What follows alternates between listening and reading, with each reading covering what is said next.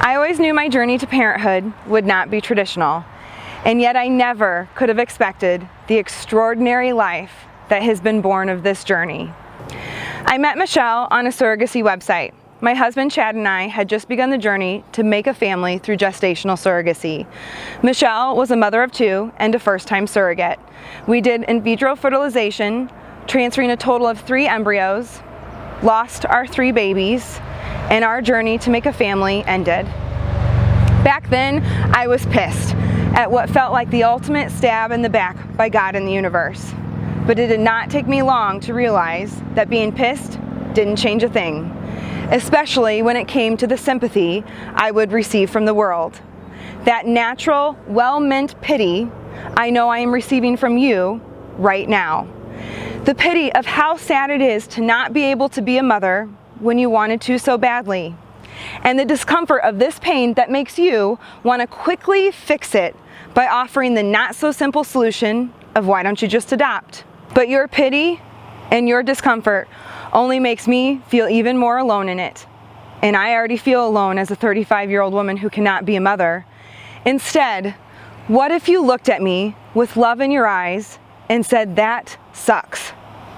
I'm so sorry." Because it's sad. Some may even say tragic.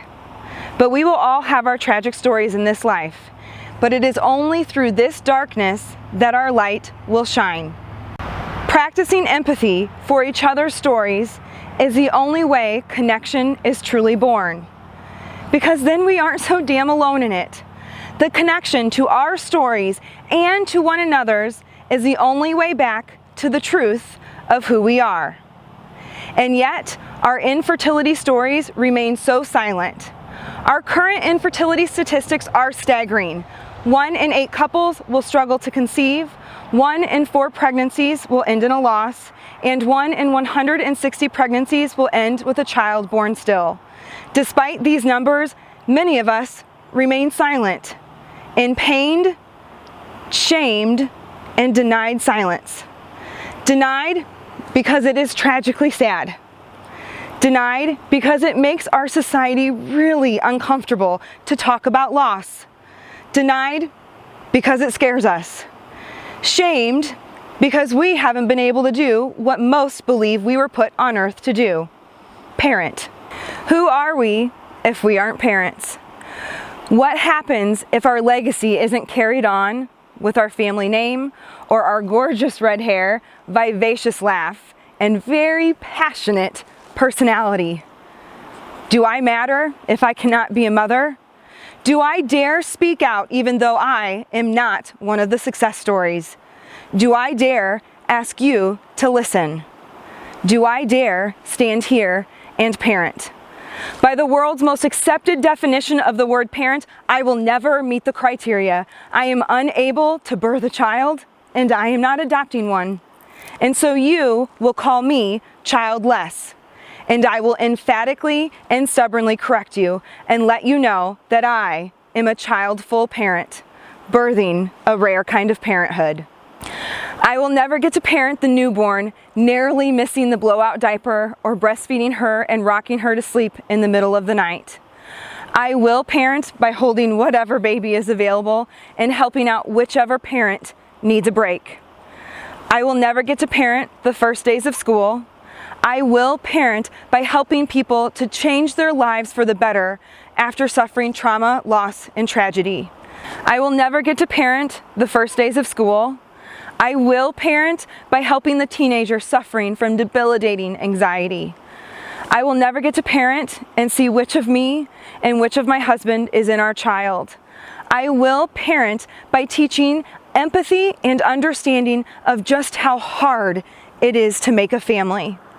I will never get to parent the holidays, wrapping gifts secretively in the middle of the night or picking outfits for the matching family picture. I will parent my faith by continuing to allow doubt and questioning to only strengthen it. I will never get to parent the graduations or weddings. I will parent by modeling and teaching to help people give themselves permission to be okay no matter how their lives have turned out. Because parenting is about pushing from behind walking alongside, and pulling forward. It is about championing and advocating. It is about being able to see one's true light when they are unable to see it themselves. It is about showing the way to embrace it all, walking through that darkness to find our truth and our clarity. It is about daring to speak out loud what has gone unspoken for way too long, because our silence is suffocating us. In our silence, we are losing ourselves to the struggles of life, never figuring out how to be okay, let alone doing the work to be better than okay. Speaking the unspoken can feel impossible, the discomfort so cringeworthy that we actually begin to believe that our silence is safer and better. It is embracing this discomfort, walking through that darkness, that we make room for the light. When we live our lives wholeheartedly, we honor ourselves. When we stop hustling to prove that we are okay and instead give ourselves permission to own it. To own that sometimes you just don't get what you wanted or what you paid for, and yet we can choose to do the work to be okay. The odds in infertility treatments are never really in our favor. We pay tens of thousands of dollars for treatments that really only work about 30% of the time.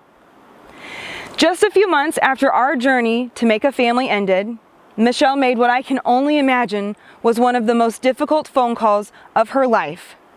She called me with the news that she was unexpectedly expecting.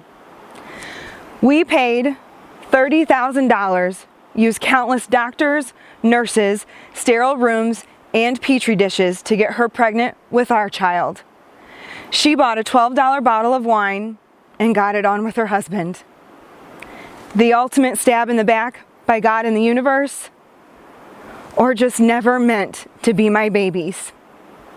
You see, I don't think that there is fair or unfair in this life, because then what the hell have I done so wrong? 2 back surgeries, a year in a body cast, failed infertility treatments, and life without my own children. Or finding the dream and talent of counseling and psychology, defining my own happy ending, and parenting the world. By the time this is all said and done, we will all have something to recover from. This life is just too hard.